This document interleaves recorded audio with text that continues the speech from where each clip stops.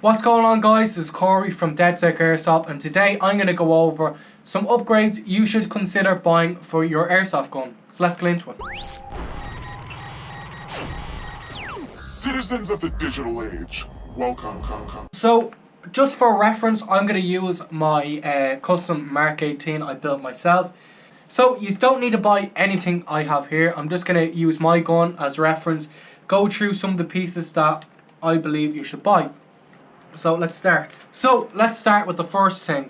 So if you are playing only a little while and you've been running around, say in a CQB situation or a very kind of quiet situation, you want to stay quiet and you're wondering why you're getting killed, it's probably because you're mag and you have high caps.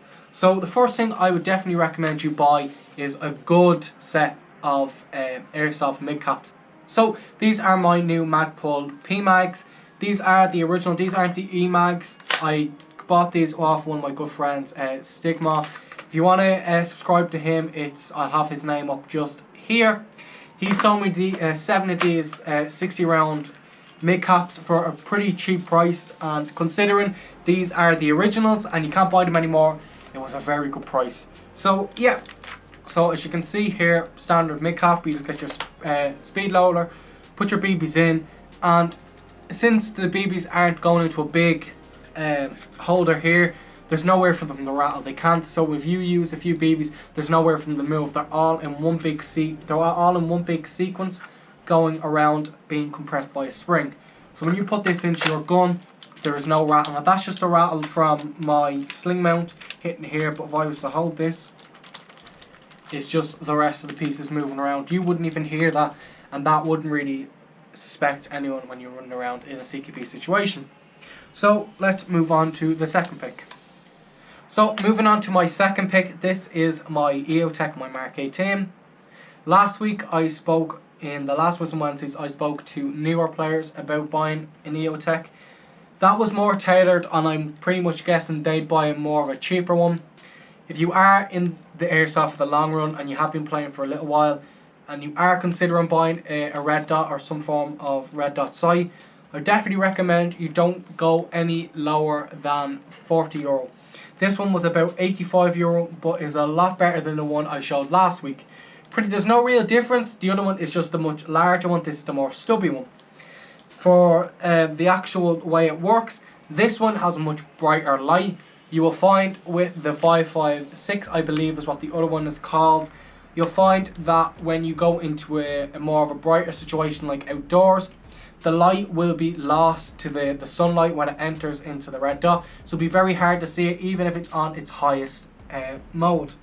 At least with this one, if I was to point that out my window, I can still see it as clear as day. And if I was to point it in here, I can still see it really bright. So yeah, pretty good sight and I really like it. Moving on to... So guys, we're going to move on to my third pick. So if you play in any form of CQB situation, you're going to want to buy yourself some form of lighting system like a Surefire or a PEC 15. Now in Simtac, it's not a CQB site, it's an urban kind of site, so there is a lot of CQB situations up there, a lot of tight corners and a lot of dark rooms. So having a torch or some form of lighting system to push people back into their cover really helps if you're trying to move around in a CQB situation. So I'm just going to give you a demonstration. If I was coming around a corner and I peek around, I see someone there and he doesn't have a light. If I was to peek around the corner and just slightly flash the torch, even seeing that, if you can see into the camera, seeing that in your eye can really kind of distort you, and you're left with a kind of, that kind of dot you see when you look into really bright light. You're left with that, and the more you blink, the more it happens. And it just really distorts you, and by the time you're trying to adjust to that, you're already dead. So if I was moving up and kept flashing that and I just kept shooting, the person would never be able to stay away from me, and they just never get the shot at me. So yeah, definitely get yourself some form of lighting system or a PEC 15. They don't really have much of a purpose in airsoft, but buying yourself some form of QD suppressor for your gun. QD is quick detachable. These are really good for airsoft. I never had a quick detachable one, I just had a fixed one. But any form of suppressor, a long kind of suppressor, really helps in airsoft. So I'd actually learned this from Ronan from the Green Mountain Rangers. He spoke about that a suppressor really gives you that distance away from cover. So if I didn't have this suppressor and I was up against cover, you find that when you're trying to peek around, you're far too close to the cover to actually manipulate your weapon properly.